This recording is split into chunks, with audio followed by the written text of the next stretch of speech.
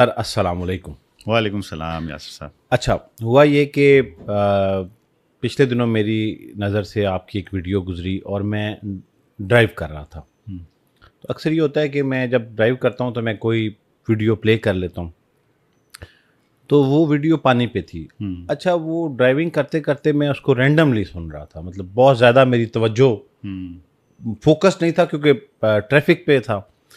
لیکن اس کے دوران ایک جملہ آپ نے اس ویڈیو میں بول دیا اور اس جملے نے مجھے باقاعدہ الرٹ کیا اور میں نے پھر اس کو ریپیٹ کیا. تو آپ نے کہا کہ پانی سنتا ہے, محسوس کرتا ہے اور انرجی کو اپنے اندر جذب کرتا ہے. تو جیسے ہوتا ہے نا کہ آپ کچھ سن رہے ہوں اور سڈن آپ کو ایک یونیک چیز سننے میں آئی تو میں رک گیا. بہت سالوں سے ہم پانی کو ہر شخص ایک وہ پیاس بجھانے کے ایلیمنٹ کے طور پہ استعمال کرتے ہیں, اور جو ہمیں ذرائع پانی ناردرن ایریا میں ہم جاتے ہیں, دریاؤں میں چلتا, اس کی خوبصورتی, اس کی آواز کو سنتے ہیں. لیکن وہ پہلو جو اس ویڈیو میں آپ نے پانی کا جب بیان کیا تو وہ بہت منفرد تھا. تو میں نے کہا کہ اس کو لے کے میں ضرور جو ہے وہ ڈاکٹر صاحب سے ڈسکشن کروں گا, اور ایک عام ذہن جس طرح پانی کے بارے میں سوچتا ہے وہ اس سے مختلف اینگل ہے. دیکھیں, وہ جو ایگزیکٹ سینٹینس تھا وہ ایک جاپنیز سائنٹسٹ کے ریسرچ پہ بیس تھا. اچھا, آئی تھنک ڈاکٹر ایماتو مسورو سم تھنگ لائک دیٹ, ایماتو مسورو سم تھنگ جاپنیز نام ہے ان کا. ہاں جی, جنہوں نے 2 مختلف پانیوں کے اوپر ٹیسٹ کیا. اچھا, مین اسٹریم جو سائنٹیفک کمیونٹی ہے ان کے اس کو ایکسیپٹ نہیں کرتی, ان کے سائنٹیفک ایکسپیریمنٹ کو ایکسیپٹ نہیں کرتی, کیونکہ اس کو ابھی تک ریپلیکیٹ نہیں کیا گیا یا مین اسٹریم میں اسے ایکسیپٹ نہیں کیا گیا.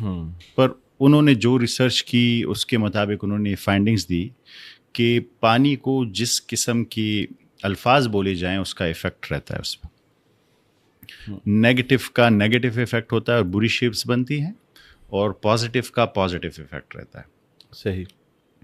تو یہ انہوں نے, وہ جاپنیز سائنٹسٹ نے ایک ریسرچ کی اور اس کے بیسس پہ انہوں نے کہا کہ پانی فیل کرتا ہے, محسوس کرتا ہے اس انرجی کو, نیگیٹو انرجی کو نیگیٹو اور پازیٹیو انرجی کو پازیٹیو. پر جیسے میں نے کہا کہ مین اسٹریم سائنس میں چونکہ اسے ایز سچ ایکسیپٹ نہیں کیا جاتا, کیونکہ اسے ابھی تک ریپلیکیٹ نہیں کیا گیا بار بار. کیوں نہیں کیا گیا, کیوں ایکسپیریمنٹس نہیں کیے گئے, وہ ایک الگ ڈسکشن ہے. پر ہمارے لیے یاسر صاحب, ابھی آپ نے پانی پیا تو آپ نے کلمہ پڑھا ہوگا. بالکل. کیوں پڑھا؟ کیونکہ ہمیں بتایا گیا ہے, سنت ہے حضرت محمد صلی اللہ علیہ وآلہ وسلم, بالکل, کہ پانی پینے سے پہلے کلمہ پڑھیں. ہاں جی. تو ہمارے لیے تو بہت سامنے اس کی ایک ایگزامپل موجود ہے. پر پانی کو اگر آپ قرآن کریم کے کنٹیکس میں بھی دیکھیں تو آپ کو بہت مسٹیریس چیز لگے گی پانی. آپ نے آب زمزم کے بارے میں کبھی سوچا ہے؟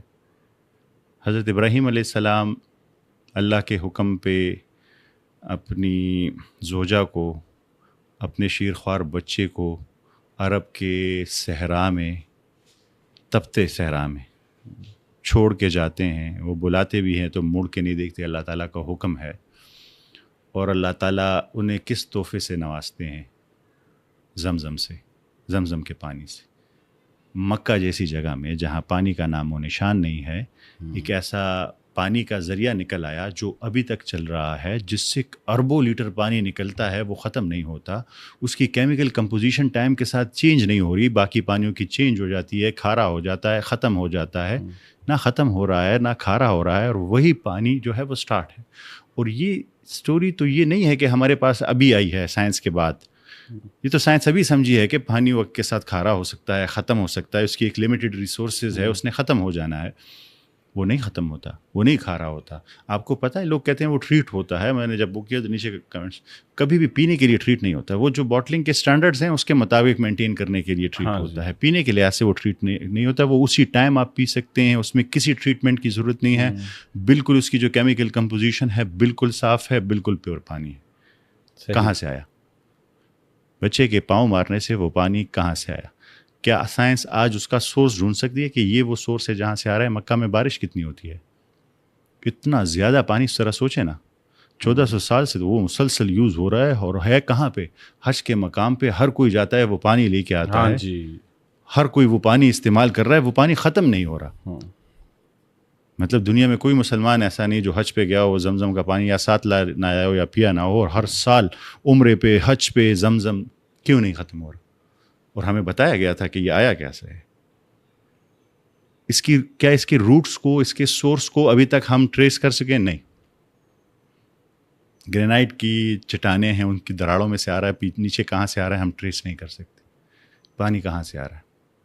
پھر آپ حضرت موسیٰ علیہ السلام کی اور ایک شخص کی ملاقات سورہ کاف میں جب ہوتی ہے، جسے تفاسیر نے پھر حضرت خضر کے نام سے پہچانا ہے، وہ ایک ایسی جگہ پہ انہیں ملنا تھا جہاں پہ ان کی مچھلی، اب ذرا سنیے گا، یہ مشکلات قرآن میں سے ہے، بڑا امپورٹنٹ. پانی میں ایک بہت عجبہ ورڈ، عجبہ سے بالکل آؤٹ آف آرڈنری، جو نارمل نہیں ہوتی چیز، بالکل آؤٹ آف آرڈنری ہوتی ہے، نارمل اکرنگ سے بالکل الگ، اور سرابا بنا کے چلی گئی. سرابا ہوتا ہے کوئی راستہ، سرنگ. پانی میں ایک عجیب طریقے سے سرنگ بنا کے چلی گئی، اور وہاں پہ ہی انہیں حضرت خضر سے ملاقات ہوئی. اب ذرا اس بات کو سمجھیے گا. جی. سرابا وہ سرنگ بنی جس کے ذریعے سے ان کی حضرت خضر سے ملاقات ہوئی، پانی میں بنی، وہ بھی پانی میں بنی. اور حضرت ذوالقرنین کے واقعے کو اگر آپ دیکھیں، وہ بھی انٹرسٹیلر لگتا ہے. میں نے اس پہ ایک پوری ویڈیو سیریز بنائی اور بیان کیا کہ اس میں ایک ورڈ استعمال ہوا ہے، وہ ہے سبابا، سبابن یا سبابا. وہ اوپر چڑھنے کے راستے، عربک میں اس کا مطلب ہے اوپر چڑھنے کے راستے. سرابا کے مطلب ہے ٹنل، پانی میں پھر کوئی راستہ. یعنی یہ کوئی ڈفرنٹ ڈائمینشن کے جرنیز لگتے ہیں دونوں، جن کے لیے کچھ راستے استعمال ہوئے ہیں.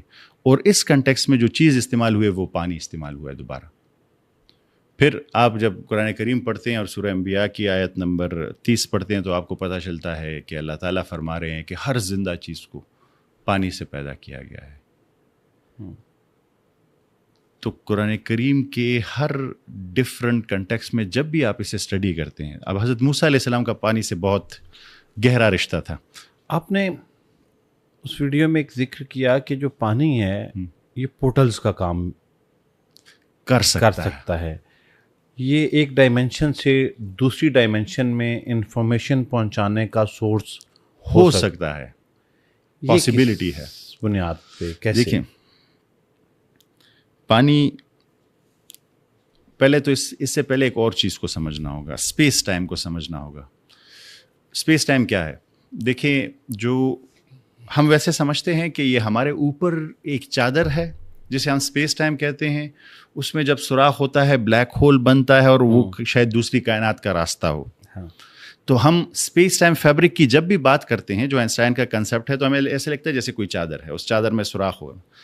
جبکہ سپر فلوئڈ ویکیوم تھیوری کہتی ہے کہ ایسے نہیں ہے. اسپیس ٹائم ہمارے ہر طرف ہے، صرف ہمارے اوپر نہیں ہے، ہمارے ہر طرف ہے. اسپیس ٹائم فیبرک ایسے لے لیں جیسے مچھلی پانی میں، مچھلی کے لیے جیسے پانی ہے، ہمارے لیے اسپیس ٹائم فیبرک ہے. وہ فلوئڈ ہے، وہ کاسمک فلوئڈ ہے جو ہمارے آس پاس ہے. اس کاسمک فلوئڈ میں سوراخ ہوگا تو دوسری ڈائمینشن کا، دوسری کائنات کا راستہ بن سکتا ہے. اور وہ راستے دو قسم کے ہو سکتے ہیں. ایک وہ راستہ جس میں آپ اسی کائنات میں ایک جگہ سے دوسری جگہ جا سکیں، جسے آئنسٹائن روزن برجز کہتا ہے، ورم ہولز کہتا ہے، کہ اس کائنات میں اسپیس ٹائم فیبرک کو آپ کپڑے کی طرح فولڈ کر سکتے ہیں. جب آپ اسے فولڈ کریں گے تو دو دور کی جگہ ایک جگہ مل سکتی ہے. اور ایسے بھی ہو سکتا ہے کہ آپ دوسری کائنات کا سفر کر سکیں اس پہ، اس کائنات سے دوسری کائنات. اگین پاسبلٹیز کی بات کر رہا ہوں میں. تو آئنسٹائن روزن برجز، ان کی یہ تھیوری، ورم ہول کی تھیوری کہتی ہے کہ آپ اسپیس ٹائم کو، فیبرک کو فولڈ کر کے ایک جگہ سے دوسری جگہ جا سکتے ہیں. اور black hole, Stephen Hawking, quantum physics سے ہمیں پتہ چل سکتا ہے کہ وہ دوسری کائنات کا راستہ ہو سکتا ہے، ایک پورٹل ہو سکتا ہے. چونکہ کوئی گیا نہیں اب تک، نہ جا سکتا ہے ابھی تک، پاسبلٹی نہیں ہے، تو ہم لوگ فور شور یہ بات نہیں کر سکتے. پر جتنی تھیوریز ہیں وہ یہ بات کرتی ہیں. اب میں نے آپ کو سمجھایا کہ یہ اسپیس ٹائم صرف آسمان میں نہیں ہے، اسپیس ٹائم فیبرک ہمارے آس پاس ہے.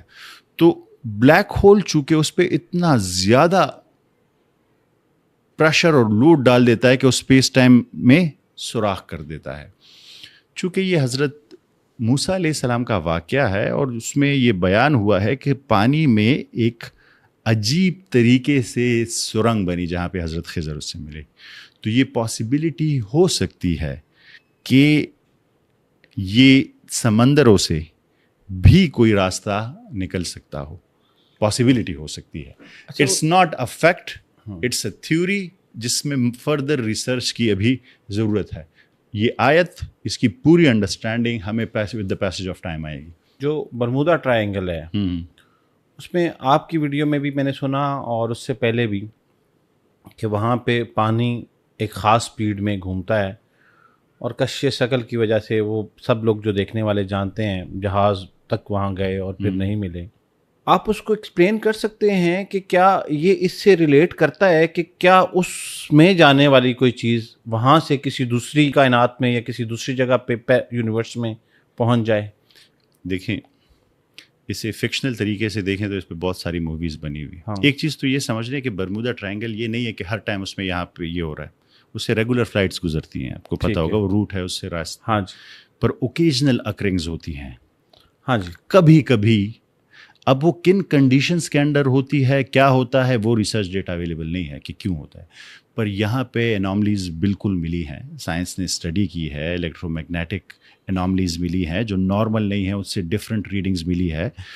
इलेक्ट्रॉनिक फॉग का जिक्र किया गया है जो कुछ डिफरेंट चीज़ है. पर ये नहीं है कि आप अभी जाएंगे तो आपके साथ ये हो जाएगा. नहीं, वो एक नॉर्मल जगह है, उससे जहाज़ रेगुलरली गुजरते रहते हैं. कुछ इंसिडेंट ऐसे हुए हैं जिसमें से वो 5 जहाज़ थे. हाँ यूएसएस साइक्लोप्स था, वो गायब हो गए और उनका कोई अता पता नहीं चला. यानी उनका कोई भी चीज़ समंदर में डूबती है तो कुछ वक्त बाद उनका कोई ना कोई मलबा आ जाता है ऊपर. सही. वो कुछ नहीं मिला. उसके बारे में बहुत सारी थ्योरीज हैं. उसमें से एक थ्योरी ये भी है कि ये पॉसिबिलिटी हो सकती है कि अगर कोई गेटवेज हैं, डायमेंशनल गेटवेज, ये एरियाज ऐसे हैं जो थोड़े मेटाफिजिक्स के एरिया में आते हैं, बेसिक फिजिक्स में नहीं आते, क्योंकि फिजिक्स ना भी इसे समझी है और ना इसे एक्सेप्ट करती है.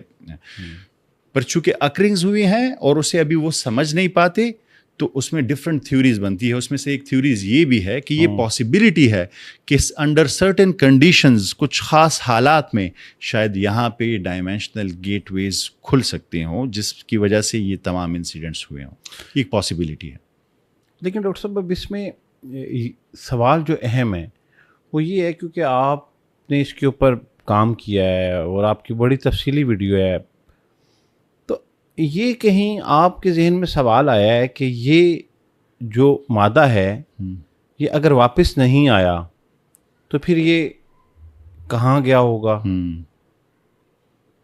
देखिए, मैं एक बात करता हूँ. मैंने आपसे पहले एक बयान किया था कि जब मैं कुरान करीम पर गौर फिक्र करने लगा तो मुझे पता चलता गया कि इसमें लेयर्स ऑफ मीनिंग है. बहुत सारी लेयर्स होती हैं एक मीनिंग में, उसमें बड़े गहरे राज पड़े होते हैं.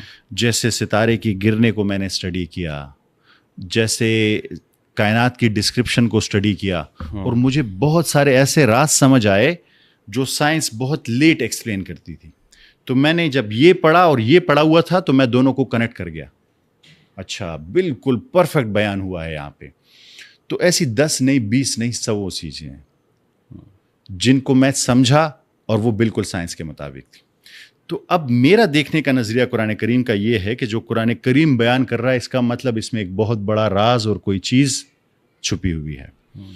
तो मैं इसलिए कहता हूँ कि अगर हज़रत मूसा अलैहिस्सलाम और हज़रत खिज़र की मुलाकात जहाँ पे हुई, जहाँ पे कह रहे हैं कि 2 दरिया मिल रहे थे, जब 2 दरिया मिलते हैं तो बहुत बड़ा प्रेशर क्रिएट होता है, बहुत बड़ा एनर्जी क्रिएट होती है. वहाँ पे इसी दुनिया में पानी में एक सुरंग बनी जिसमें मछली अजीब तरीके से गई, रास्ता बनाया पानी में. अब मेरे नज़दीक, चूँकि मैं इस किताब को अपनी अंडरस्टैंडिंग, अब ये नहीं कि मैं मुसलमान हूँ, कुरान करीम हूँ तो मैंने मानना ही मानना है, पर न्यूट्रल लोगों के लिए बोल रहा हूँ जो नॉन मुस्लिम है, चूँकि इसमें मैंने 100 चीज़ें और देखी हैं और रिसर्च से वो बिल्कुल ठीक आई है जिसका साइंटिफिक डेटा अभी मौजूद है।